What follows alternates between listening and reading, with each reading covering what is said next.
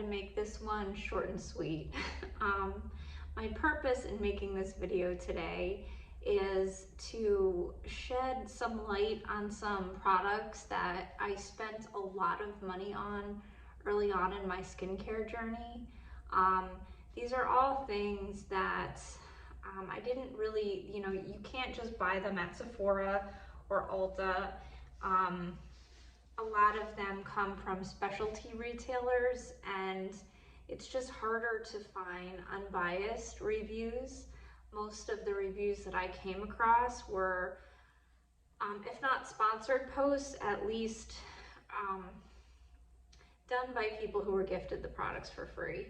So that and more initial reactions, so directly after using the product, how did your skin look? And while that's somewhat useful, what I was looking for was was any of this stuff really worth investing in?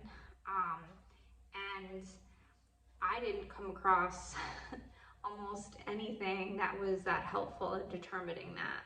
So I wanted to just put this out there, make it searchable, so if anyone else was going down the same rabbit holes that I was about a year and a half ago, maybe they would come across this and hear information from somebody who did spend their own money and honestly regrets it. I would not recommend anybody learn the hard way that I did, because altogether, we're talking several $1,000s, not all at once, but over time.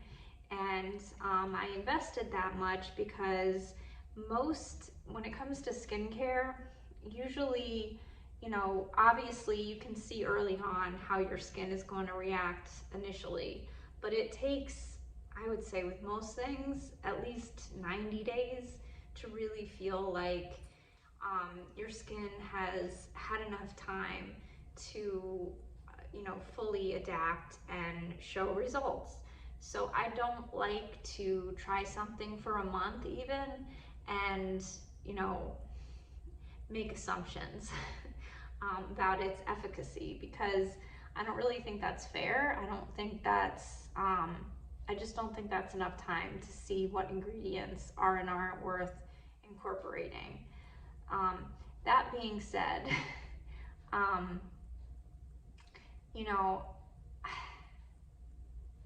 I think a lot of people's before and afters aren't done, obviously photos can be manipulated in any number of ways. Videos can be too. I mean, there's no safe space anymore. But I think when somebody takes a before picture, when their skin is dry and dehydrated, I mean, you could put water on your face and it's gonna look better, water and Vaseline. So, I wanted to do my own before and after photos where my skin was hydrated both before and after, and that way I would be able to evaluate what long-term differences I saw. And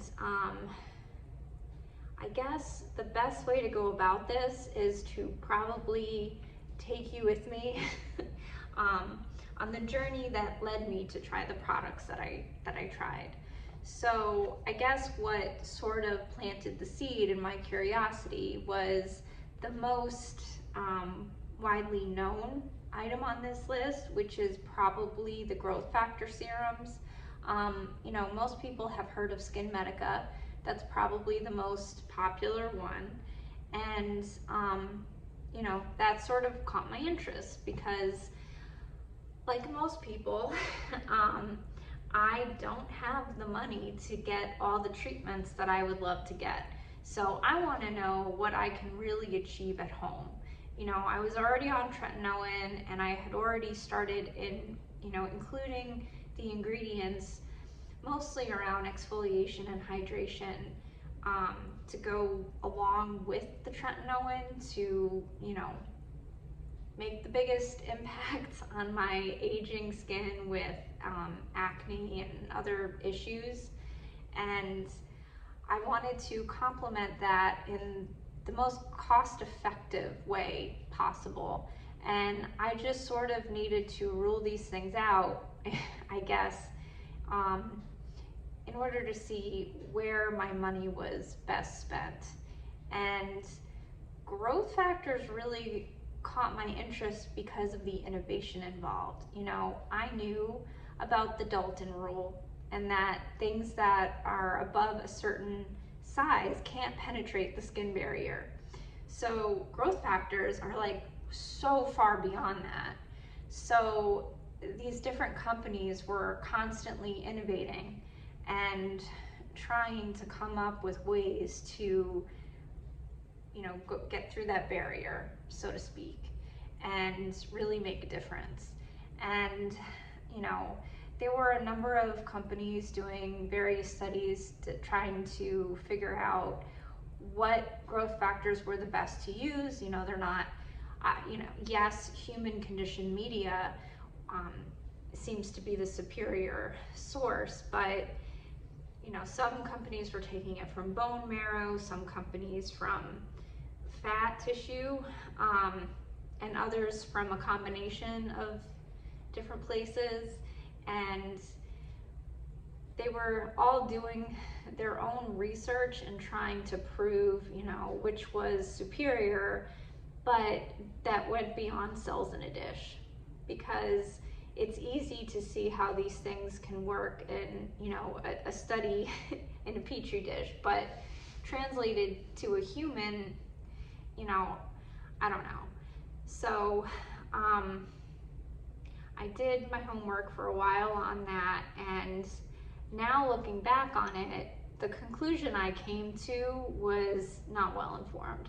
I had decided that I was going to start my trial with Neogenesis because they were working with cancer patients, and I don't know, I felt like in a way my money was going towards a good cause because they were putting it back into the research and trying to really help these people. You know, chemotherapy does a number on the skin, and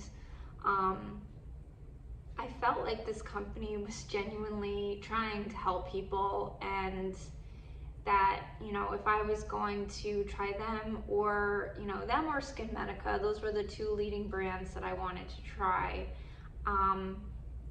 that had the most, I guess, the research with the most teeth, that I felt like, you know, I wasn't just going based on, you know, insider studies alone, that they were really, I guess, trying, you know, not to say that these companies all have peer-reviewed research, but that they were at least trying.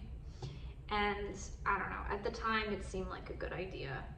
And I tried the whole lineup, and I tried it for 3 months.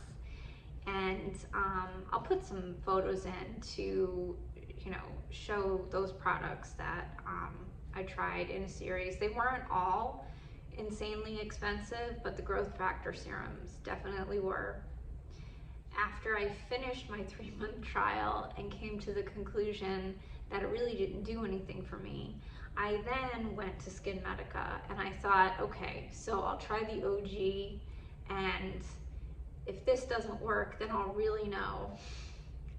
And after I finished a bottle of that, I went to the sort of knockoff version, the Revive serum, and I tried, you know, they had a few different serums with different technology.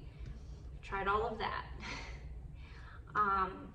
So after about, God, I mean, almost, you know, over 6 months of growth factor trials in one form or another, I came to the conclusion that none of them really did anything for me. And, you know, I had heard people say that, you know, skeptics saying that the science isn't there yet, but I guess I kind of needed to know for myself, you know, because there was enough people saying that they noticed differences that it got me just that little, you know, question, I guess, in the back of my mind that said, you know, but it might help.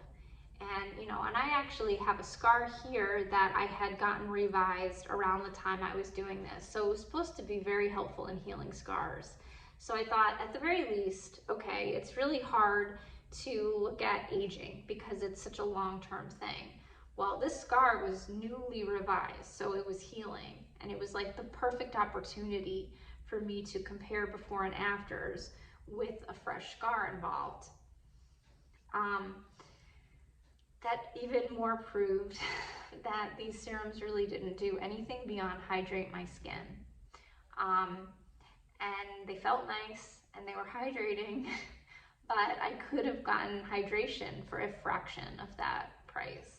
You know, a $6 hyaluronic acid serum would have done about as much for me as these $300 to $400 a bottle serums did. And, you know, around that time, I was also looking into, you know, the Droplette, and, you know, they just came out with their own, even more expensive growth factor serum that was supposed to be used with the technology to get through the skin barrier with, you know, the Droplette uses the vapor technology to sort of get into the skin that way. And, you know, that stuff seemed interesting to me because they were working with burn victims.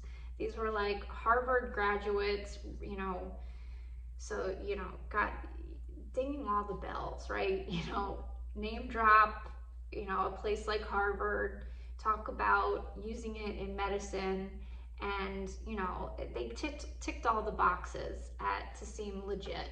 And I'm not saying that these aren't legitimate, but they're not to the point where they're not in a mass market for a reason. You know, if this was really effective, they would be everywhere, and they're not. And it's because it's not really effective. You know, I didn't try the Droplette. I bought this, the Redway Uni device, very similar to the Droplette. And this was fun to use. There's a little capsule that goes in here, and it like vaporizes the serum, and it's supposed to get it into like a micro dose. So when you move it around your skin, it gets through the barrier that way. It's supposed to like micronize, I don't know. One of the reasons that I'm not going through all the research is because it's hard to be motivated to do this when A, I looked into this like 2 years ago, so none of it is fresh in my memory bank, and B, it came to the conclusion that none of it is useful. So I did the basics and sort of tried to refresh myself on these different technologies, but I'm not jumping in, you know, and going into all of that because I don't think it's useful information. And I feel like there's so much important information when it comes to skincare, like I had to pick and choose what I decide to install in my hard drive. But needless to say, you know, this device was fun to use. It felt really nice. After putting it on my skin felt nice and hydrated, and I felt like it did a good job. You know, this came with different hydrating serums and a dark spot serum, and, you know, it wasn't bad. I just, I don't think it did any more for me than using that stuff topically without this device. So that's where I started. Luckily, I skipped on the Droplette because I thought it was really the same technology as this, and this was a fraction of the price. So that was one thing I didn't actually waste my money on. But after that, Redway came out with the Boost device, which, you know, this, hold on, this, I have to see what they were calling it. They called it, you know, something very fancy. They called it Pulse Electromagnetic Field Technology, PEFT, and diamagnetic force. So they were saying that this thing was using magnets to push the skincare deeper into your skin. So what you would do is you would put your serum on, and then you would turn this on and work it over the skin, and it would, using this fancy technology, it would get the serums to penetrate the skin deeper and have the skincare be more effective. All of that, this came out around the time I had also been looking into this device called the Time Master Pro, which was using ultrasound and LED to do the same thing effectively. They were using, so sound waves, ultrasound, penetrating 90,000 waves per second to achieve skin metabolism and regenerate skin cells. That device also came with EMS, which is like a stronger version of microcurrent, and LED, which we all know LED is effective, but not, like this had an LED light in it too, and just doing this with the LED, like that's not enough time for it to, you need a longer treatment period than that. So I don't think that was worth much. But anyway, so that device, the Time Master Pro, which was $750, got me to try this, the Boost device, which this, I think I got this for $5. I got it, it was $100 and I got it for $5 as part of a gift set. So that led me to also try the Luma, and this is the knockoff version of the Time Master Pro.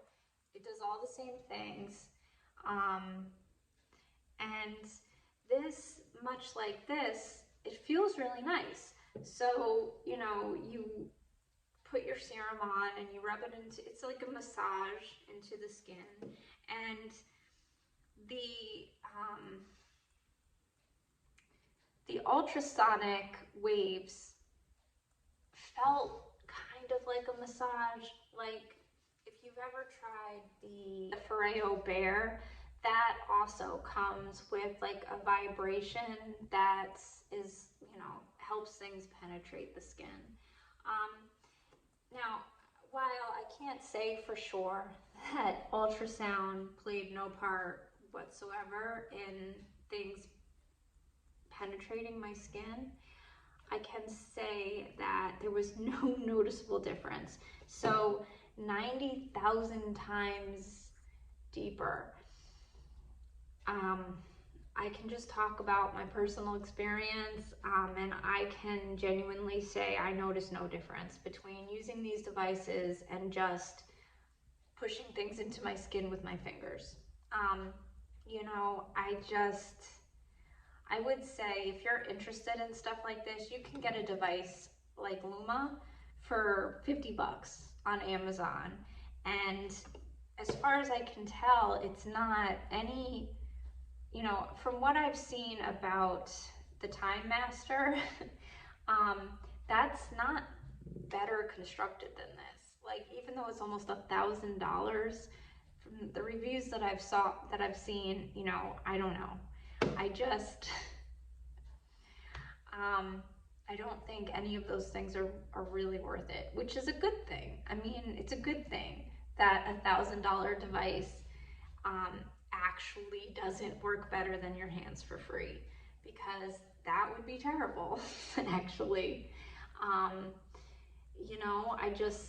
I think these things can be nice to use, they're relaxing to use, but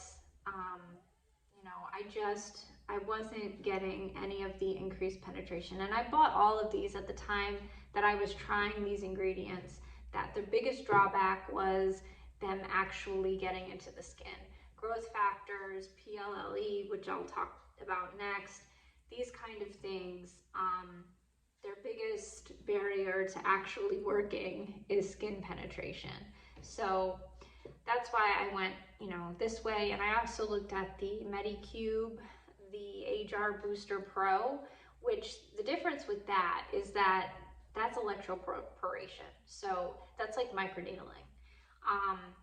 That's something that I plan on trying in the future during one of the Black Friday sales. I do want to try electroporation because I have tried microneedling and I like it. I should say nanometer. nano needling because I wasn't doing the real micro needling, which you can technically do at home with a good enough tool. That's something that I would rather have done by a professional for it to really make a difference. I think the stuff that you can do at home can only achieve so much. I did the nano needling for almost a year. And since stopping that, I don't see a difference. So, you know, I went through the different stages of microneedling. I started with the roller and then I went to the stamp. I used the Qure stamper that had the hollow needles, so it injects the serum, like literally injects it into your face. So what I noticed with that is that I would definitely get an instant plumping effect. The next day, my skin would be glowy and beautiful, and I really liked the effect with that, but it was too expensive to keep up with that system. So then I started doing, you know, I got an empty vessel so I could put my own serum in and inject my own serum. When you have sensitive skin, it's hard to do that as often as they suggest, but I was doing it at least once a week. And on one hand, it was the thing that I noticed the biggest difference with, but you can't just go willy-nilly and putting anything on your skin. You know, anything with vitamin C can cause a granuloma. Like, you have to really be careful. So it wasn't great for everything. I could use it with the new Genesis serum because that was sensitive skin friendly enough that I could put that on after microneedling and it was fine. But with some of these other things, you don't actually want to be injecting them into your face because they're not meant to be used that way. So, you know, I do maybe want to try this device in the future when it's on sale, just because, you know, there are multiple schools of thought when it comes to electroporation. That was something that came from medicine as a way to get medicine into the skin. So, you know, I do think it's effective, but I don't think it's necessarily, you know, something that is hundreds of dollars worth effective. You know, like this at full price is almost $400. So I don't think it's worth it to that level. But at 50% off, that, you know, then I would start considering it. So after finishing my growth factors experiment, I got sucked into poly-L-lactic acid. So that's what's in Sculptra. And Sculptra is it's like a replacement for hyaluronic acid filler.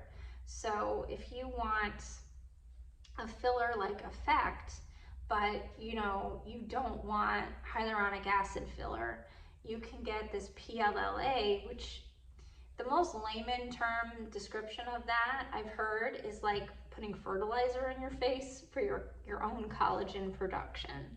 So it helps stimulate your own collagen and fibroblast. So, you know, it can be helpful in filling your face in a more natural way because it's making your body produce its own filler, so to speak. There's also something called PMMA, which is something that they were, you know, an esthetician was talking about using for me for pitted acne scars. So it can be used in a targeted way to help. You know, it is something that I'm still very interested in. You know, as soon as I heard about Sculptra, I was like, sign me up, because filler terrifies me. It doesn't terrify me to the point that I wouldn't use it necessarily, but I think it needs to be used so strategically, and it can go wrong, and it's not a perfect solution. I would prefer fat grafting. If money were no object, I would put my own fat underneath my eyes, for example. But, you know, that's even more cost prohibitive. So short of that, this Sculptra, you know, just seemed like such a good way to go. And, you know, really the barrier is the fact that it costs a lot of money. And it's obviously something that you need to have done by a professional. So once I started looking into the PLLA, I started noticing these Korean brands that were selling something along the lines of topical PLLA. So what they were doing is they were calling it Sculptra. So instead of Sculptra, it was formerly called Sculptra. And very different. It's not the same thing at all. They've since changed it to Caviplla, so it's a little bit harder to get them confused, which is a good thing as far as I'm concerned, because I think it would be terrible if people were purchasing this thinking that they were purchasing PLLA. But anyway, I bought a bottle of it. What they've done is they've put this in solution mixed with Volufiline, and they've mixed it with some kind of a technology that fizzes. So it's supposed to use oxygen to push it into the skin. So that's their gimmick on getting through the skin barrier. They're not the only ones to do this. There are other, I think K-Beauty in particular has a few different serums that use the foaming technology to, you know, it tingles, it feels cool. I'll insert a video of me using it. It's a fun experience. I will totally admit that.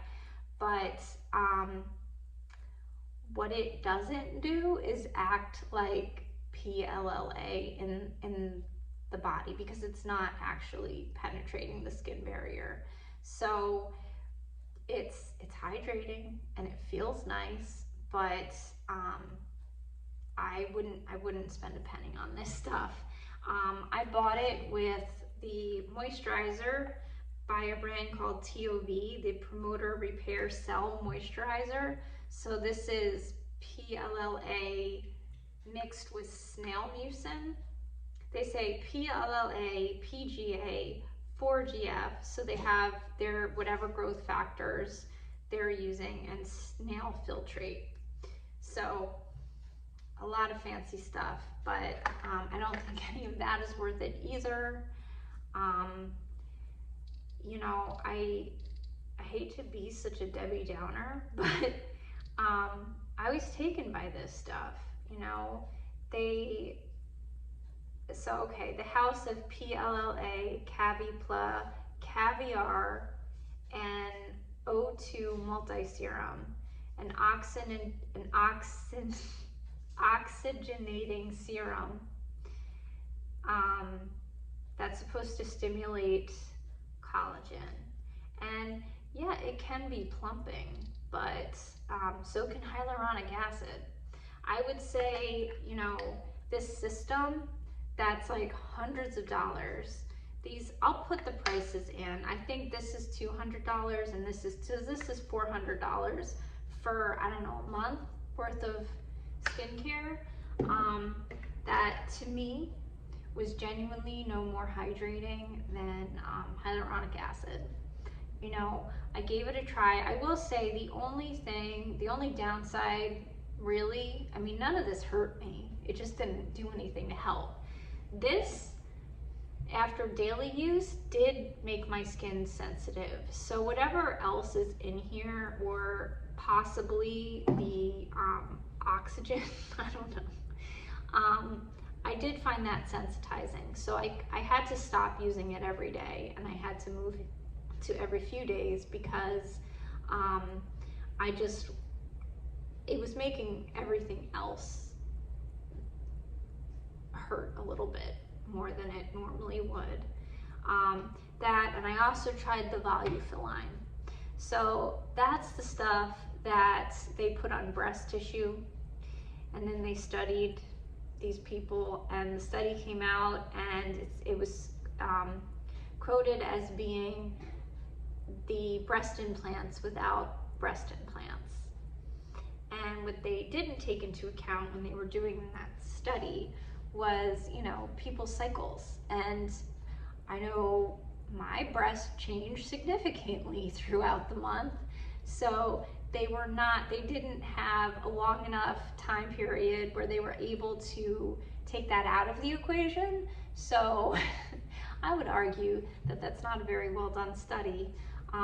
But also, I was using the Volufiline oil under my eyes every day. I did it for at least 3 months. I noticed no change. There's the Grande Lip, the lip mask, the plumping. This has Volufiline in it as well. There's some other products too that have it. And like everything else, I did not notice long-term effects. I like this lip mask. I think this is hydrating. It's one of the few that stays on my lips overnight. So it's more hydrating than most because of that. But is it better than Vaseline? I don't think so. I want to apologize for this horrible angle and awful lighting, but it's the end of the day, and my husband and dog are making too much noise, so I had to come into my bathroom to film this short segment about one of the PLLA items that I forgot to include in the video this afternoon. I tried the masks that I'm gonna show pictures of, and these were really popular, and this was one of the items that I did see a lot of very much sponsored reviews. But you know, this, unlike the other items that I tried, did cause quite a bit of irritation. So I stuck with it, and I went through the entire system, and I did before and afters, but all it did was prove to me that that was not $100 well spent. It was a cheaper buy-in than the other things, so that's what, you know, made me feel like it was worthwhile experimenting with this one last thing before really throwing the towel in. And yeah, if you know, search any of this stuff and you want an authentic review, my authentic review is that this did nothing for me, and I followed the directions to a T because I really wanted to make sure. So yeah, I have quite a few pictures, so I'm trying to drag this out just a little bit. I will say, on another note, I did try things that do work. You know, I'm a big believer in LED therapy. I have an Online Lux mask and a red light panel, and I use both of those. And I also really like the Neuro laser. I think that that's been very effective. I've seen it actually reduce. I have a scar from acne on my lip that I've seen improvement in. I'm not really going to talk about any of that stuff in this video, but I'm not, you know, I am cynical. I mean, I'm always cynical, but I don't just automatically hate everything. These are just some things that I felt were worth talking about because there's just not a lot of good reviews out there. So I wanted to throw my hat in the ring, and in case anybody searches any of this stuff. And you know, I called this channel Beauty Diary because I'm documenting my experiences with skincare and makeup, but you know, obviously makeup seems to get more attention, and it's more fun to talk about generally, and you know, skincare takes a long time, so I will include skincare videos, but it's not going to be the #1 focus if that's something that you are or aren't interested in. So just wanted to throw that in there, and that's it. I'll see you on the other side.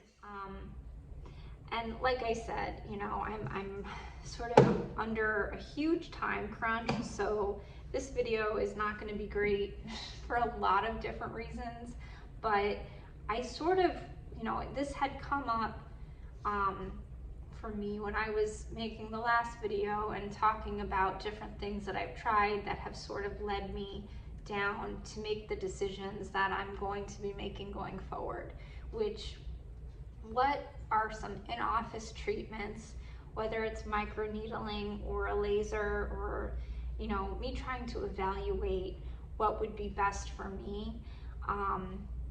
I sort of felt like it was worth talking about what I had tried and what I had spent a ton of money on, ruling out as not being effective.